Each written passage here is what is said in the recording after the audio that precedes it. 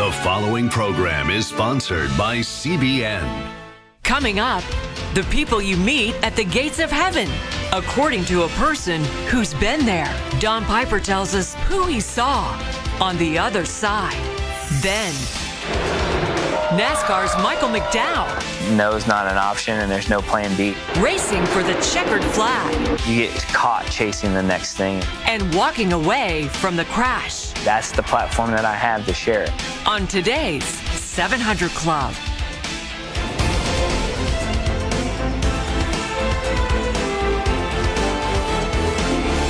Welcome, folks, to this edition of the 700 Club. 1 week from today, the voters in Israel will decide who their next prime minister is going to be. Is it going to be Bibi Netanyahu, whose close association with President Trump seems to be paying off, or will it be the former chief of staff, Benny Gantz, the black and white, I believe that's what they call the party? Well, we're going to have our fearless analyst give us a rundown about what he thinks, and he's got that story from Jerusalem. Depending on which poll you believe, Netanyahu's party is running a little ahead of or a little behind the new Blue and White Party. It's a coalition led by political newcomer Benny Gantz, former chief of the Israeli Defense Forces. In fact, the Blue and White Party is a notable collection of military and secular leaders. Many of them once served with Netanyahu, but now are his bitter political rivals. They see the pending indictment of the prime minister as an opportunity to replace him. Israel's Attorney General announced his intention to indict Netanyahu just weeks before the election. Since then, Likud has risen in the polls. Knesset Speaker Yuli Edelstein is Likud's second in command. He often fields media questions about the pending indictment. You have to remind us that indictment happens in court. And before that, according to the very old rule, everyone's innocent until proven guilty. And that's the situation of the prime minister right now. Pollster Mitchell Barak says even a week before the vote, it doesn't feel like the campaign has started. You know, there's been a lot of mudslinging back and forth, but if you walk around Jerusalem or Tel Aviv or anywhere else, you don't see signs on people's balcony. You don't see signs in their window. Netanyahu has reaped the benefits of his close relationship with President Trump and the visit of Brazilian President Jair Bolsonaro to Israel. Barak recently took an in-depth survey of Israelis and found their support for Trump has skyrocketed to 73%. Trump has fulfilled a dream basket of Israeli wishes, from moving the U.S. Embassy to Jerusalem, to recognizing the Golan as part of Israel, to cracking down on Iran and Palestinian terrorists.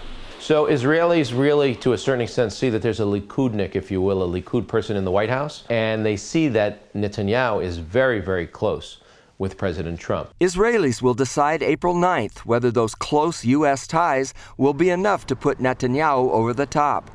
Experts say many, if not most, voters won't even decide until the final 4 days. John Wagi, CBN News, Jerusalem. Well, thanks, John. One correction, it wasn't black and white, it's blue and white.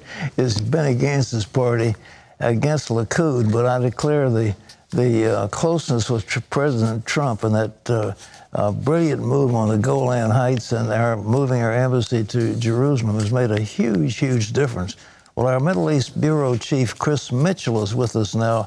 And Chris, what about those legal challenges? Are they going to have an impact? Well, they had an impact back on the announcement by the Attorney General a few weeks ago. That's when the polls, Likud went down, the blue and white went up. But right now, the polls have changed, and right now they're about neck and neck. And you could say that the announcement has sort of been baked into the polling numbers right now. So I think that's not going to have a huge impact. He may be indicted, but that's going to take a long time. He has an opportunity to defend himself, could take as much up to a year. Even if he's indicted and if he does become prime minister, he doesn't have to step down. I think one issue, Pat, that really might determine the electorate right now is Bibi fatigue. He's been there for 10 years, and they have to decide whether they want this continued leadership by the prime minister, or they're getting tired of him right now. What kind of policy is Benny Gantz? You remember we were with Benny up on the Golan and all over that area in the Hula Valley, and he was a great guy when he was a brigadier general. What kind of policies would you think he'd be putting into place? Well, that's a good question, Pat. Actually, the pollster we interviewed for John's story, he said that he's sort of right now like a fantasy candidate. You really don't know a lot of his policies. He hasn't been making policy statements. So it really is determined whether Israelis are going to sort of fill in that fantasy, fill in the blank, and see what kind of candidate he is. On security issues, Iran, Hezbollah, Hamas, I think everybody on the political spectrum is pretty much on the same page. You know that from meeting him up on the Hula Valley and during the Second Lebanon War. But it remains to be seen what's going to happen domestically. Likely there'll be big changes there, but there still remains to be seen what changes they would be. It looks like Bibi's running on the Trump ticket. Is Trump really that important in this election?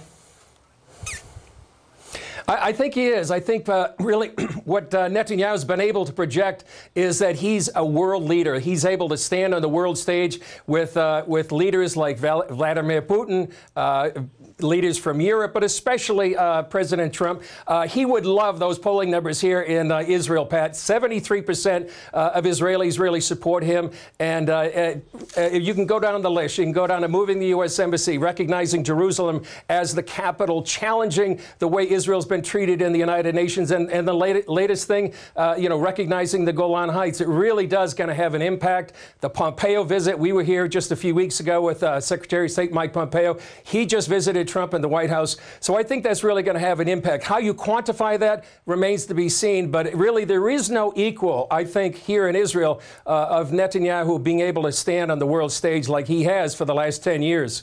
I know this is an embarrassing question, but I'd like to give it anyhow. If you were going to pick, who would you pick? Who do you think the voters will say is the next man? Well, I may defer to our expert, John Waggy, but I would pick right now Netanyahu. I think the momentum is with him, and I think, as John noted, the last 4 days are really going to make a big difference.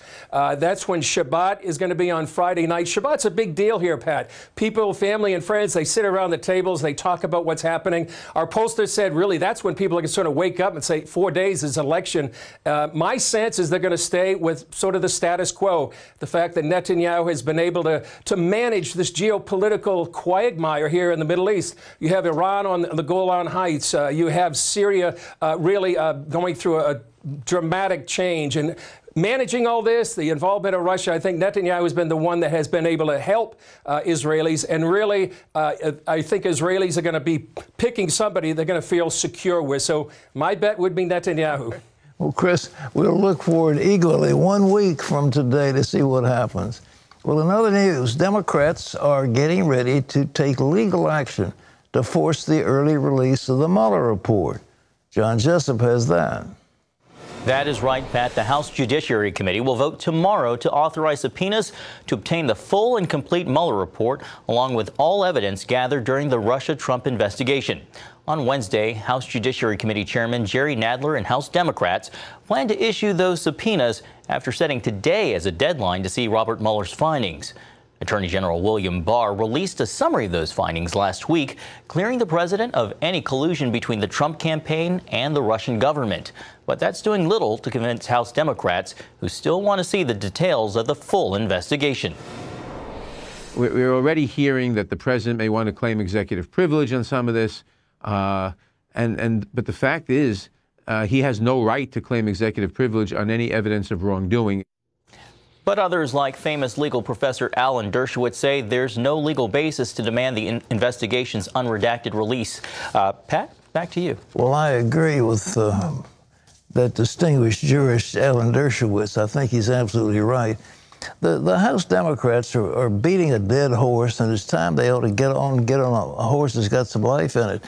This business that I'm looking for more dirt on Trump, it's just not going to play. And Nadler, in my opinion, is barking up the wrong tree. You can't force an unredacted report to come out and force an attorney general to give something like that and make it public. That's just nonsense. You can't do it. And I've said before, and we've confirmed it with legal experts, this has to be pursuant to some legislative initiative. All these queries have got to be, and what is it the House Republicans are trying to do? What initiative are they trying to put in place? What legislation is going to flow out of these hearings? And the answer is none. John? Pat, Senate Republicans are heavily criticizing Democrats for holding up an aid bill for Midwestern states hit hard by floods in recent weeks. Democrats want to add more money for disaster aid for Puerto Rico, but President Trump says Puerto Rico has already gotten a great deal of money and accuses the local politicians of being corrupt and incompetent. Republicans say Democrats are just playing politics with the bill. The Midwest flooding did an estimated $1.3 billion of damages in Nebraska alone, including nearly $850 million in losses in crops and cattle. Operation Blessing is at work in Nebraska, helping people there hurt by the widespread flooding. The damage is so extensive that surging water levels have left large areas without any way to protect against future floods. Volunteers are working to remove debris and sheetrock from homes that have water damage. Jamie Brush says she's glad to have organizations like Operation Blessing help her elderly parents. My dad is 62 years old and my mom is almost 60 and she's not healthy, so she's unable to really help him. And so my siblings and I were really pushing for my parents to ask for volunteer help, and so they finally did, and now we have a big group of people here helping them, which is amazing. And Pat, as you well know, OB is working and will continue to work with volunteers to help those in need after this historic disaster. Thanks. I want to point out Operation Blessing is looking for volunteers. Here's the deal. You've got to be at least 18 years old, dress appropriately for work, long pants and hard-soled shoes, provide your own transportation. If you want to help, this is Fremont, Nebraska. Those people need help. The cleanup is terrible. The loss of property and the ability to plant crops is enormous, but they need help. I mean, it's been horrible flooding, and you can see what's happened to some of those houses. So here's the number. It's 800-677-7974. 1-800-677-7574. If you want to be a volunteer to help, Operation Blessing would be glad to have your assistance. Terry? Well, still ahead, the Argentinian-born evangelist who preaches to packed-out crowds in major cities around the world. Now his story is being told in a motion picture. We'll go inside the brand-new biopic on Luis Palau when we come back.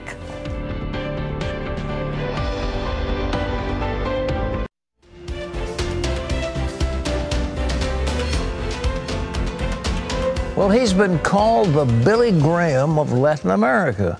And now a new movie captures the life and legacy of evangelist Luis Palau. The film is just called Palau. It hits theaters across the country on Thursday. Jetta Browder sat down with the actor who plays Luis, and she brings us this sneak peek at this movie. It's a movie sure to inspire. The life story of evangelist Luis Palau. From humble beginnings in Argentina to the world stage where he's reached millions for Christ. We sat down with the actor who plays Luis, Gaston Pauls, to find out what the experience was like. We'll get to that, but first, here's how the two men met and came together to work on this project. I met him a long time ago in Buenos Aires. It was at one of Luis's famous festivals. Gaston, a well-known actor and TV personality in Latin America, was there to make a documentary. So I went there, not to talk with Luis, but to talk with the audience, because I was really curious about this man.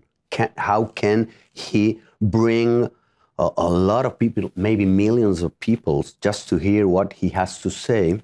So I went there, I made a TV show documentary, and after that he called me on the phone just to say thank you for that documentary that you did about me, and maybe God one day will bring us together again. 2 years ago I received a phone call just to say that they were thinking, the Palau Association, they were thinking about doing a movie about his life, and they were considering me for the main role. The movie begins when Luis is just a boy. When the Spirit of God throws you to the cross, don't you hesitate. As a young man, he started by sharing God's word on the radio and preaching on the streets. And the life I now live in the flesh, I live by faith. Gaston plays him as an adult, beginning at seminary in California. Always a real challenge to create a character, you know, but when you have to create a real man who is still living, it's more difficult and you have to be very respectful. Before they started shooting, he wanted to meet Luis face to face. So we met 2 years ago in Portland, and I could see there his eyes. I mean, everything is there. And his humility, his humanity, his way of talking, and he was there. And that's what he captures in these scenes that follow the ups and downs of Luis's story. Billy Graham, pleasure to meet you. Luis was inspired by Billy Graham, who became his lifelong friend and mentor. And just like the famous evangelist, God gave Luis the ability to reach the masses for the kingdom. Gaston says picking up Luis's voice proved to be one of the hardest parts of the role. He has a particular way of talking. He talked like, "Hello, Gaston, how are you?" So I had to put my voice here. He remembers one especially challenging scene when he could no longer speak. I started to think, please, I can't believe this. I can't believe everyone were there looking at me, just thinking, come on, man, where's your voice? So I started to pray in front of the extras, and they were starting to pray with me. And maybe, I can't remember exactly, but 20 minutes after that, my voice came back. And better, my voice was like never before, you know? Just like Luis's message, Gaston says he hopes this movie changes hearts. This movie can bring us, I hope, the possibility of a better world, you know? A world with more light, with more hope. He says it changed his. Maybe it's one of the most important projects in my whole life. Jenna Browder, CBN News. Well, folks, the film is called Palau, as you'd think it would be, and it will be in movie theaters on 2 days only, Thursday and Saturday. So you can find the place where it's playing, and you can go to our website, CBN News, and we hope it's a pleasant experience. Absolutely. Sounds inspiring. Yeah. Amen. We hope so. Wonderful. Well, speaking of inspiring, coming up, the NASCAR speedster who's run nearly 300 races in his career and who's best known for the one that nearly ended his life. I was a rookie in the NASCAR series, had this horrific crash. Really set me up for the next step, which was full surrender. And this is the platform. That's the platform that I have to share it. And it's not about me. Hear how Malcolm McDowell isn't just making a name for himself in the racing world. And then later, a driver who didn't survive a terrible crash, at least not at first. Don Piper is back to tell us about his 90 minutes in heaven and the people he saw there. That's later on today's 700 Club.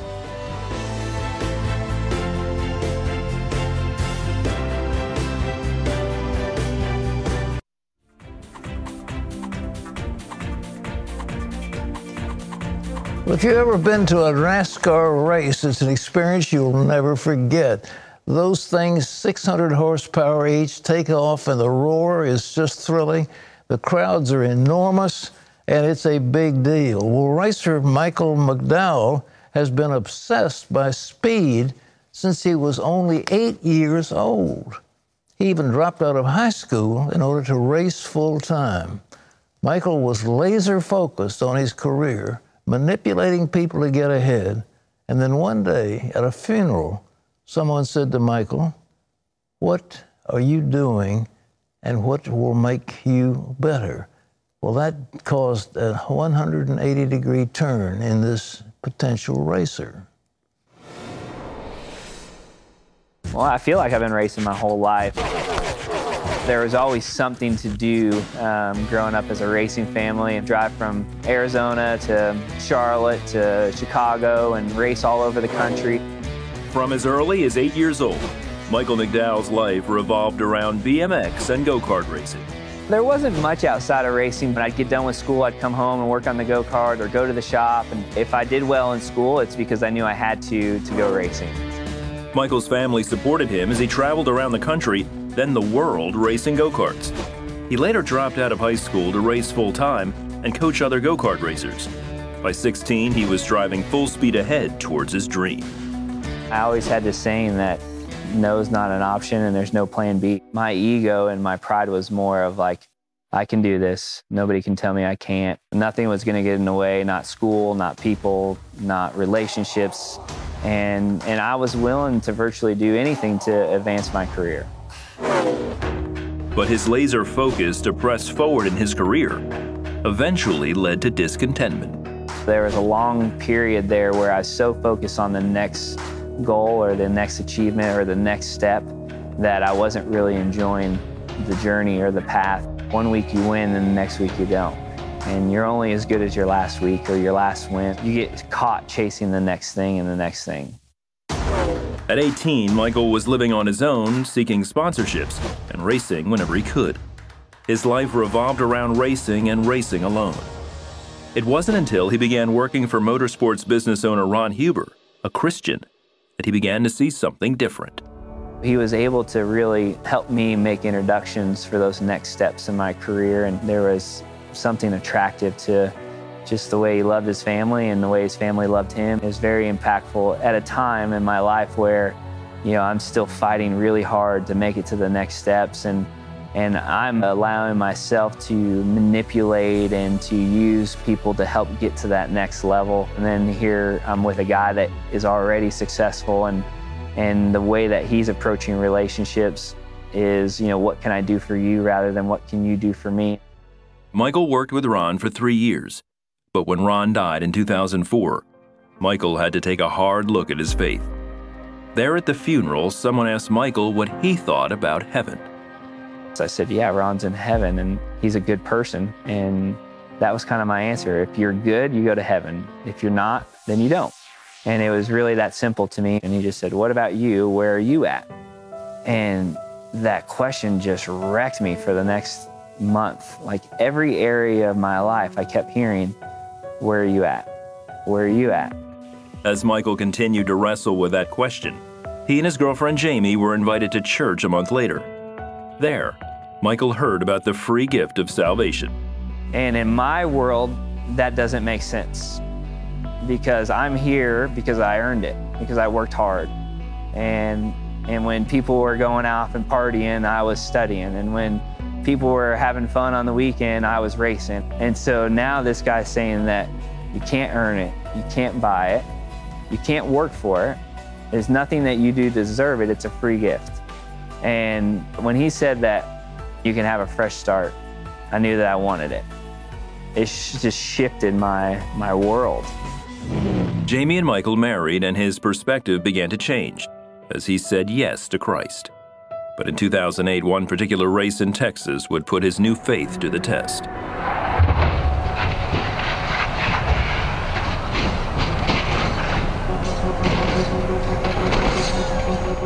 I was a rookie in the NASCAR series, had this horrific crash. It's still what I'm known for.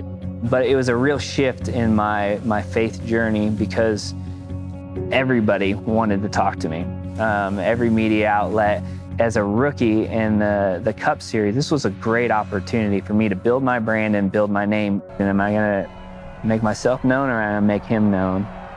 Really set me up for the next step, which was full surrender. And this is the platform. And that's the platform that I have to share it. And it's not about me. And that faithfulness paid off. Michael returned to NASCAR the next year and has continued racing professionally ever since.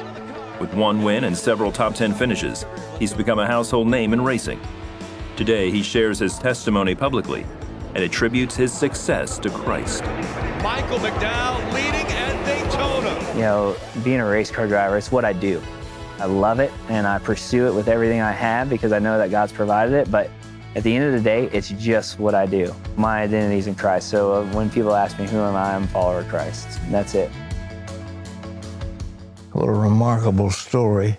What a horrible wreck. You just can't imagine a person walking away from that accident Well, you'd think he'd be so shaken even that he Oh, could my walk away goodness. from it, even if he wasn't injured seriously. Well, you know, I had the joy of doing that petty driving experience I down remember in that. Charlotte. I did 30 laps in one of those 600 horsepower monsters, and boy, it's a hoot, I'll tell you. But you're strapped in, and they have all these things around you, and you know, there is no door. You have to climb in through the window, and it's, you know. So anyhow. But fortunately, I didn't wreck one, but I tried my best. I couldn't get it up past 145 miles an hour. I think what happened was they had a governor on mine. They wouldn't let me go all the way. And wisely so. Yeah, 145 is not too bad. But anyhow, Not at all. But Michael, he's serving the Lord, and that's what's really important. Wonderful testimony. So if some of you want to find out the answer to the question that was asked to him, pick up the phone, call in, 1-800-700-7000. It's easy to remember, and you can talk about what you want to find out. You want somebody to pray with you, to laugh with you, to cry with you. Call in. Somebody's here who loves you. Terry? Well, still ahead, Don Piper's visit to heaven has been told in a hit movie and in best-selling books, but there's one part of his story that he hasn't shared yet, about the people who welcomed him to eternity. Don tells us more. That's later on today's 700 Club.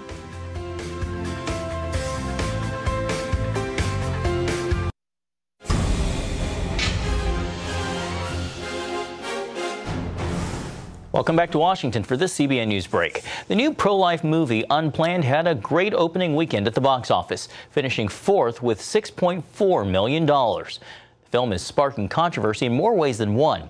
It tells the true story of former abortion clinic director Abby Johnson, who uncovered shocking truths of the abortion industry. Its strong opening came despite several attempts to block the film, including TV networks denying efforts to sell advertising time. And even in its opening weekend, controversy sparked after Twitter banned the film's account. Many pro-life advocates were outraged, claiming Twitter CEO Jack Dorsey had a pro-abortion bias. Twitter did later reinstate the film's account, saying, quote, "It does not appear to violate the rules." Well, evangelist Anne Graham Lotz is praising God and thanking her followers for prayers as she continues cancer treatment. Lott posted on Facebook over the weekend announcing that first of a month of daily radiation treatments went extremely well today. In her post, she praised God and shared a verse from Psalm 73:26 that reads, "God is the strength of my heart." She said her greatest concern has been for her heart and lungs, but is holding on to God's promises through the radiation. She also thanked her followers for praying with her through this journey. Well, you can always get the latest from CBN News by going to our website at cbnnews.com. Pat and Terry will be back with more of today's 700 Club right after this.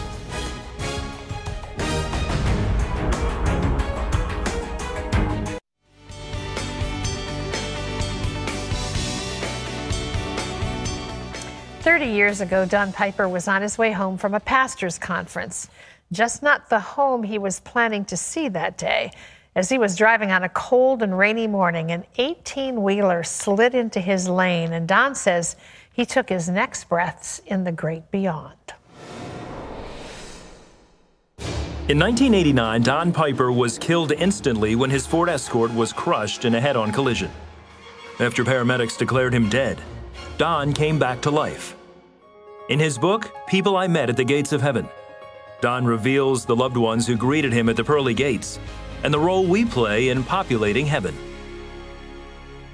Well, Don Piper joins us now for more, and we welcome you back to the program. It's good to have you here. Deeply honored, always. Thank you. Talk a little, if you will, about the fact that there are many, many people, and we've had some on this program, who've had what they call near-death experiences. Right. But you have the unique experience of having been dead for, what, 90 minutes? Hour and a half, yeah. Wow. Yeah, I often say I didn't have a near-death experience. I know they can happen, and I've talked to many people who have had them. I was killed instantly and was gone for 90 minutes. It was 90 minutes after the accident that a gentleman who felt led of the Lord to crawl in the car and pray over the body was praying at 1:15 from an accident that happened at 11:45, and he's singing "What a Friend We Have in Jesus," that great old hymn. Yes. And suddenly I started singing it with him, and I was That back. had to be so eerie for him, because the without a police doubt. officer told him you were dead. Exactly. But something that the Lord impressed on him just caused him to insist on praying for you. So let's get to where you went and what you saw, because that's what everybody's interested in. Sure. Talk about the sounds. You said that everything that had to do with your senses was just enhanced, like beyond description. Exponentially. What was the sound that you heard in heaven? The sound that I heard that was most profound to me were praise songs, all of them glorifying God. Thousands of them, actually, which I thought was just, I don't have the words for it, because they were symbiotic. I could distinguish each one of the praise songs, but they did not interfere with each other. They were distinguishable. One song kind of rose above all of them, and it was Holy, Holy, Holy. So I can still hear this music today. It's the one thing I brought back with me is the sound of heaven. Well, one of the other sounds that you write about that was so moving when I read your book was the sound of angel wings. Everywhere. Everywhere. Yeah. What did you see? You couldn't see them as much as you could hear them. It was like what I call a holy kind of whoosh of wings. One was in the car with me. I know that because I held the hand of the angel. I thought the man who was praying for me was holding on to my hand, but it was my shoulder he was holding on to. The hand held an angel. So angels are all around us, but in heaven, they're everywhere, and they're all glorifying God. We do not become angels in heaven. They're a completely different set of beings from us, but I was surrounded by them, and it was so comforting and encouraging to hear the wings of angels. Yeah. So it wasn't a frightening experience that you had at all? Oh, no. No, it was so warm and comforting and home. Yeah. Heaven is home. We know we don't get to stay here. Yeah. And I knew I was home when I arrived there, not only because of the angels and the street of gold and all the things that I expected to see that were there, it was because of the people I met there who I'd loved here and had lost for a little while. Were you surprised at there was a welcoming committee, yes. First of all, which, was a relatively new concept. I guess people talk about seeing people there, but they really were there to welcome you in. Were you surprised at who was there? In some cases. I expected to see some of the people because they'd had such a profound impact on my life in an obvious way. Some of the other people maybe had a little less to do with me here on earth, but on reflection, I can realize why they would have been there. I don't think you sneak up on heaven. I think everybody there knows who's coming. We're told that there's a big celebration every time someone makes a reservation there. So they were expecting me, and I just wasn't necessarily expecting them, and I was surrounded by them. So when I saw their faces, I knew where I was because I knew where they were. And they were welcoming me to heaven. You waited a long time after the accident before you wrote your first book, 90 Minutes in Heaven, and then even longer before you wrote about the people that you met, that you saw at the gate of heaven. Right. Why did you wait? It was a process for me. In the first case, I never really planned to talk about what I experienced in heaven. I was convinced by people whose judgment I trust a lot more than my own. Because people said to me, don't you think people need to know heaven is real from somebody who saw it? And so I finally got peace with that. And so 14 years after the accident, I wrote that first book. These are very specific people, many of whom I have never spoken of before. I really had to get comfortable with telling their stories. And I think people will fall in love with these people, just like I did, and then realize that we're here to help everyone else get there. Yeah. And we have much work to do. Can we go back for a minute to what you saw? Because I think that's so fascinating to people. These people were all dressed in robes. Yes. Were they all the same? Yes, the robes were all the same. They were quite spectacular, beautiful robes. Glowing robes. In fact, everything in heaven is quite bright and quite beautiful. The thing that struck me the most by them was not only was the way they were dressed, but how perfect they were, how unblemished, how unspotted. I think the only person in heaven with scars is Jesus.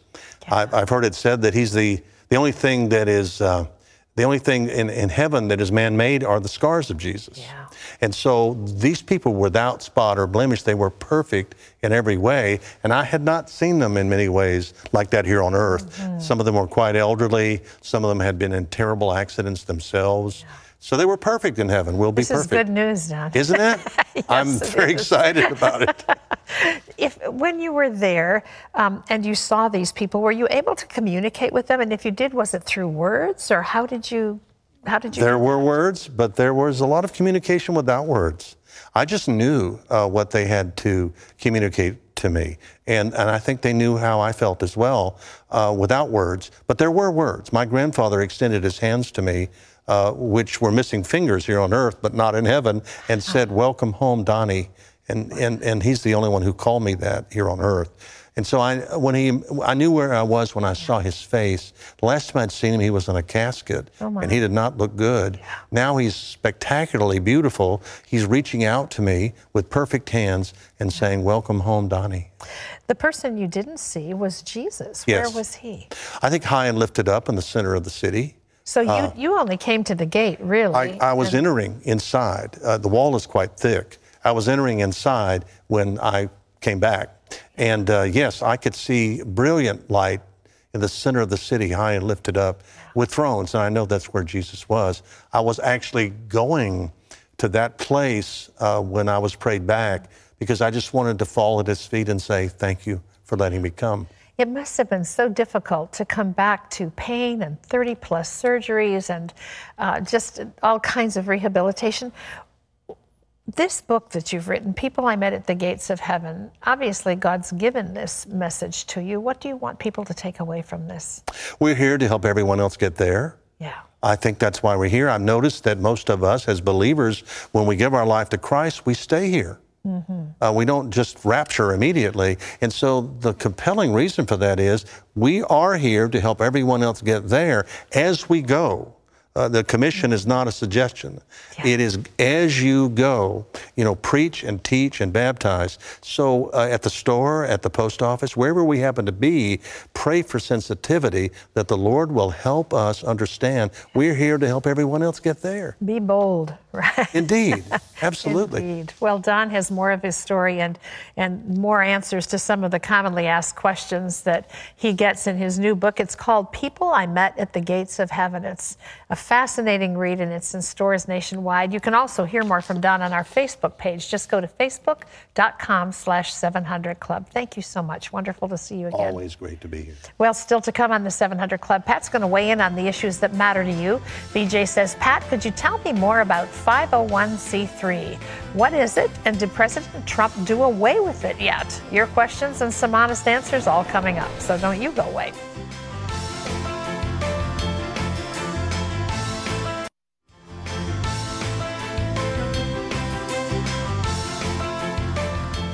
Well, welcome back. Marvin is a 23-year-old man who grew up bullied because he had what the doctors call strabismus, crossed eyes. As an adult, he managed to get a job, but almost lost it because of blurred vision. Marvin knew an operation could fix his eyes, but he also knew he was out of his league. He couldn't afford it. Marvin was born with crossed eyes. He knew an operation could fix them, but there had never been enough money for that. My family is very important to me. I have always tried to put them first and set aside my own needs. For years, Marvin tried to find work. Finally, a small print shop in the Philippines hired him, but his crossed eyes and blurred vision made the job difficult. One time, I missed a typo on an order and the client refused to pay. That almost cost me my job. Marvin's income helps to pay for extras for the family, like medicine and school fees for his brothers and sisters. But there was never enough for an operation. Then, one day, he learned about a free eye surgery clinic sponsored by CBN. He came to see if we could help. I've waited my whole life for a chance to have normal eyes. I am so thrilled. Soon, Marvin was in the operating room where an ophthalmologist repaired the weak muscles in his eyes. The next day, he was wearing safety glasses, and his eyes were tracking perfectly. Years ago, I turned away from God, but you have led me back to Him. You have fixed my eyes and healed my heart. Thank you. We like to help people. You know, it's the joy to people. You know, when Jesus said it's more blessed to give than to receive, he knew exactly what he was talking about. And it is more blessed that you can help somebody like Marvin have a normal life. What was it if he was your brother or your son or your relative somehow? You'd want to help him. Well, we help people all over the world. That's just one operation, but we do many, many thousands of them. Bring clean drinking water for people, have food for the hungry, all sorts of things. You know, Operation Blessing over the years has contributed about $4 billion worth of stuff to help about 300 million people. Very extensive. And you can have a part in CBN if you just pick up the phone, call in, 1-800-700-7000, and say you can count on me. Just $20 a month, 65 cents a day, $20 a month. And you can be a 700 Club member. And I want to send you the I Wills of God. I was reading it again, the 91st Psalm. It's just wonderful what God said he'll do for you. So that's one of the things. All right, well, we've got questions. I want to tell you first about Howard. He lives in Taneytown, Maryland. He has seen the I Wills of God and said, thank you so much for this wonderful DVD. We shared the I Wills of God with our children and grandchildren and prayed for the Lord to open their eyes to the great privilege and power of prayer. Boy, that's a wonderful idea, isn't it, to sit down as a family? You look at what God says he'll do. Because he has set his love upon me, therefore I will. Then he begins to tell you what he's going to do. And it's just thrilling. It's just thrilling. And we have a DVD of the I Wills of God. Okay. Okay, let's start with some answers to these honest questions. Right. Pat, this is from BJ, who says, Pat, could you tell me more about 501c3? What is it? And did President Trump do away with it yet? Well, that's a paragraph in the Internal Revenue Code. It's 501 parenthesis C, parenthesis 3, and it is the tax-exempt law having to do with nonprofit organizations. And because of, you qualify under 501c3, and when you have that designation, then of course there are a lot of privileges you have. And as far as I know, President Trump did not do away with it. It's a very valuable thing, and of course there are just thousands and thousands of nonprofits and charities that are classified under 501c3. That's all it is. It's nothing complicated, but it's just, it's a nice thing to have. Yes, very. Well, Pat, this is a viewer who says, Dear Pat, I'd like to know how to start fasting. Do you start out by not eating anything for an entire day and just drink water and juice? I've never done a fast, so I would like to know how to get started. Well, there are a whole lot of different kind of fasts. There was one in the Bible, what's called a Daniel fast. He didn't drink any strong meat, didn't eat any meat, and he didn't have any dessert. I mean, that was one kind of fast. But I think there are people talking now about the benefits of fasting, where what essentially you're doing is drinking water, and you're doing it for maybe a half a day or 2 days. And it's a cleansing thing, and people are advocating it because it seems to prolong life and make you healthy. So but there's so many different kinds of fasts, but it isn't easy, trust me. so I think if you drink coffee or tea, I think I'd stay with it, because you can get terrible headaches if you go cold turkey. Yeah, exactly. Right. Well, this is Melvin, who says, according to the Bible, Saturday is the Sabbath. So why are we instructed to go to church on Sunday? Well, the Bible says, on the first day of the week, the disciples came together, and the first day of the week, of course, was Sunday instead of Saturday. The Sabbath was Saturday for the Jewish people, and the Christians have observed Sunday. It's interesting. The Muslims observe Friday, the Jews observe Saturday, and the Christians observe Sunday. So we got 3 days, but it's on account of the resurrection on the first day of the week is when it was celebrated because of that. All right. This is Lisa, who says, I have been divorced for 15 years and haven't dated since then. But now I've become friends with a man that I've fallen in love with. I feel he is the desire of my heart. God's word says he will give us the desires of our heart because we delight in him. Is it okay for me to pray that this man will be my husband? Well, there's nothing in the world wrong with praying for such a thing as that. But you're keeping one thing in mind. The Bible says, don't be unequally yoked with an unbeliever. If this wonderful man you think is the desire of your heart, make sure that he knows the Lord, because if you yoke up with him. You as a wife will be submissive to this husband, and he's got to love you as Christ loved the church. And if he doesn't know the Lord, that love may not be there, and you can have all kinds of problems. So please do a little investigation. I know you've been waiting and waiting and waiting, but rather than being led by your heart, for this one, also be led by your mind, if you don't mind. I think it'll make life a whole lot easier. Yes. All right. Okay, this is Jason. Jason says, I'm 30 and live with my mom. My mom divorced my dad, and he legally is required to pay my mom until 2021. My mom and I are barely making ends meet. My dad lives in a townhouse in a Gulf community. He is gay, cheated on my mom, verbally, mentally, and emotionally abused my mom and me. He lives off 50% more than my mom and I combined each month. He claims he doesn't have any food in the house and asks us for money every month. I know for a fact he uses meth. I'm afraid to be around him. What can my mom and I do that is the Christian thing to do without putting our lives in danger? He won't admit he's using meth.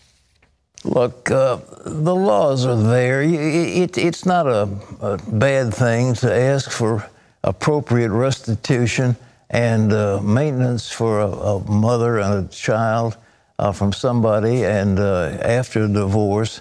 You know, I just recommend getting a good family practice lawyer and see if you can't get this gentleman. He's obviously playing games with the law and trying to cheat you and your mother out of what ought to be part of your subsistence.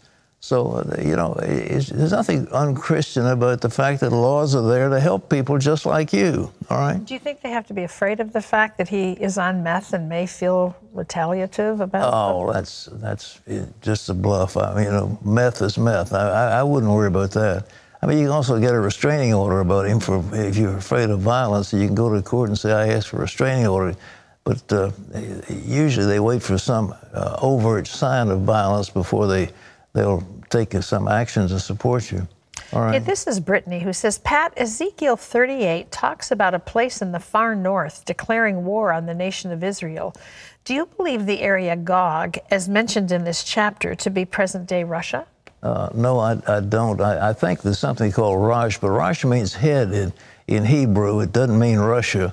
And I think they were talking about the Caucasian region that maybe is in southern Russia, but also Gog is primarily in Turkey. If you look at so much in the Bible, you'll find that Turkey was the center of it, and so it's very, very important. All right, one last question.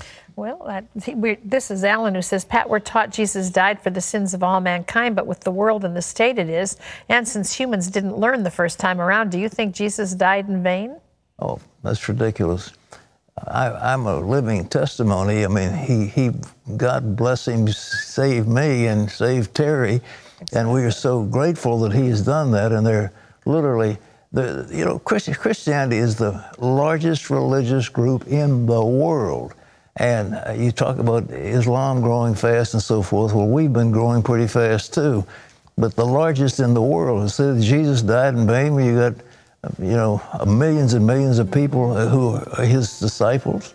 Well, thank you for watching today's program. Our paramedic comes from the Psalm 90. So teach us to number our days that we might gain a heart of wisdom. Luther wrote it, teach us to look at death that we might, you know. Hey, tomorrow Mike Pompeo is going to be giving us an exclusive interview. You don't want to miss that. And so for Terry and all of us, we'll see you tomorrow. Bye-bye.